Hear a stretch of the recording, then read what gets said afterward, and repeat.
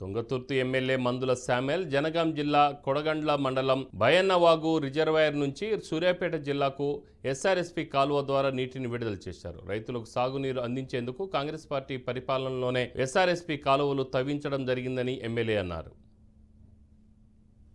దాదాపు 2,13,000 ఎకరాలకు నీళ్లు నా స్వాస్థాలతోని వదిలిపెట్టే భాగ్యం నాకు వచ్చింది. ఎస్ఆర్ఎస్పీ పెనబాట సూర్యాపేట కదా, వాళ్ళు ఫోన్ చేసి సార్ మా పంటలు ఎండిపోతున్నాయి జరిగిపెట్టి సార్ అంటే నేను ఎమ్మడే ఈఎన్సీ గారితో మాట్లాడిన అనిల్ గారితో మాట్లాడి సార్ ఇక్కడ పంటలు ఎండిపోతున్నాయి, మిరపతోటలు ఎండిపోతున్నాయి, తర్వాత కొన్ని తండలలో కుంటలు లేవు, చెరువులు లేవు, ఆ విధంగా ఈ నీళ్ళ మీద ఆధారపడి వ్యవసాయం చేస్తా ఉన్నారు, మీరు వదిలిపెట్టారు సార్ అంటే ఇమ్మీడియట్లీ మొన్న వదిలిపెట్టిండ్రు.